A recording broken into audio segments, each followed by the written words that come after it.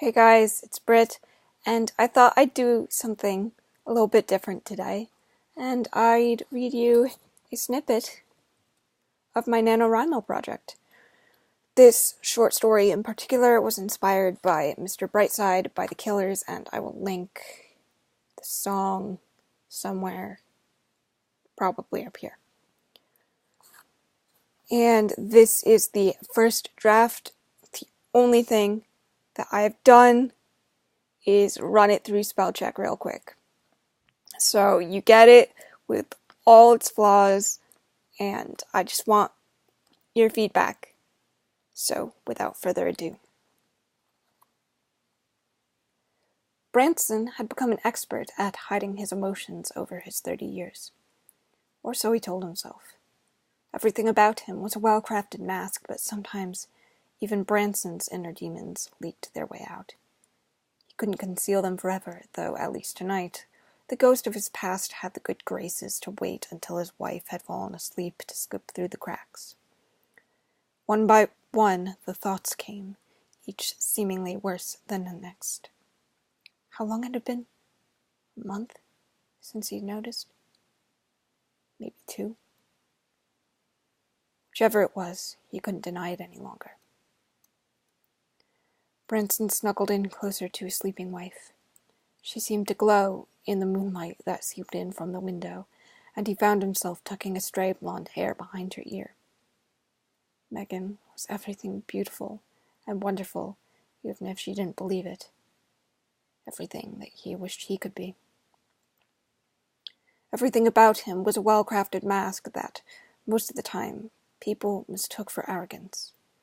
His true self was meek, and riddled with insecurities that would become apparent if you looked beyond the surface, or simply looked at him at the right time.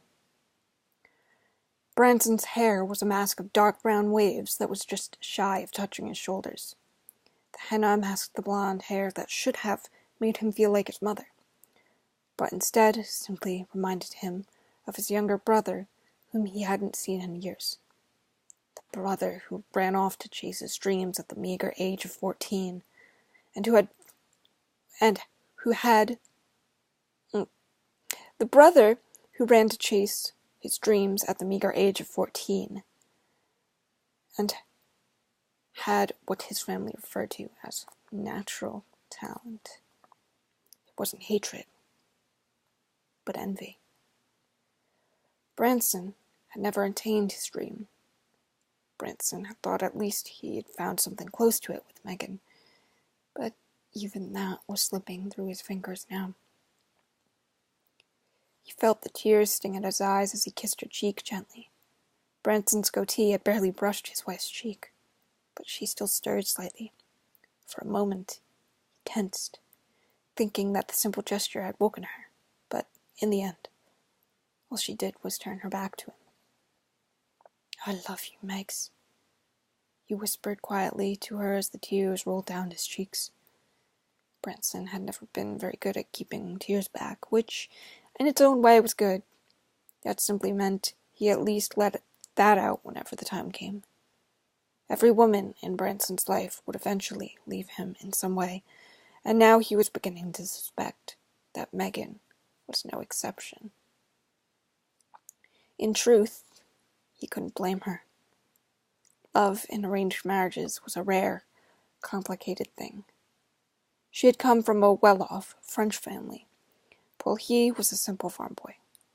She had been promised to his brother originally, but when the duties of a soldier came calling, Megan had then become his, much to his mother-in-law's dismay.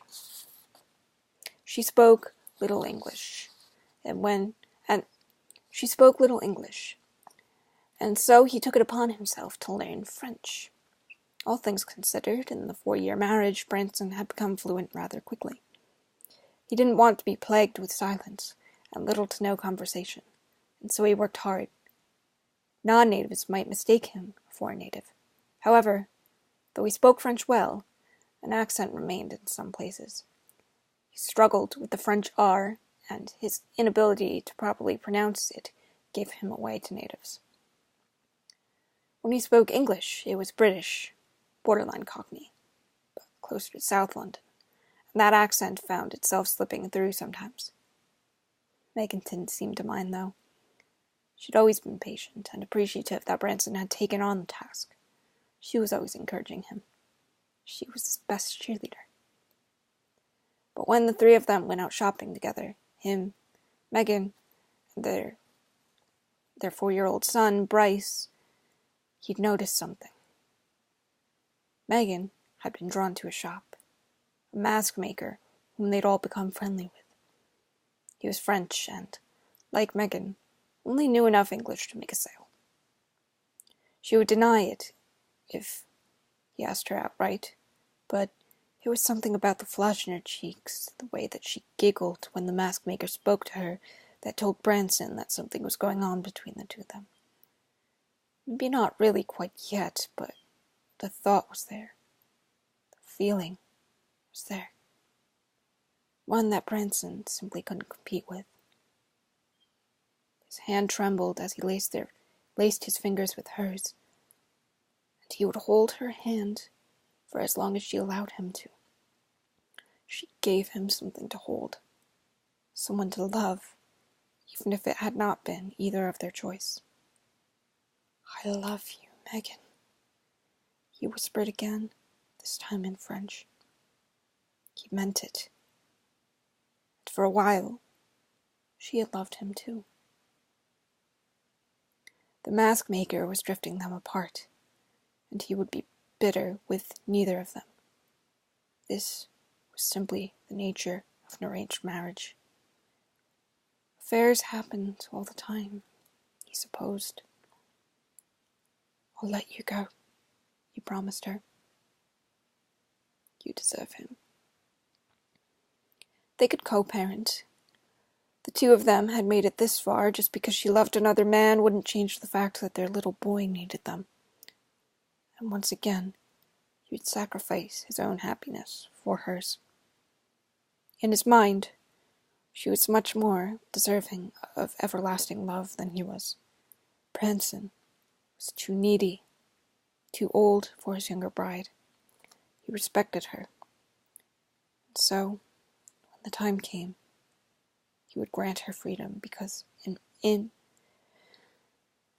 the time came, he would grant her freedom because, in his mind, he was too incapable of being loved.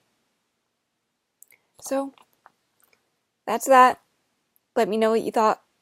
I know it's okay. Not bad for a first draft though, right? Okay, guys. Until next time, I'll see you in the next video. Love you.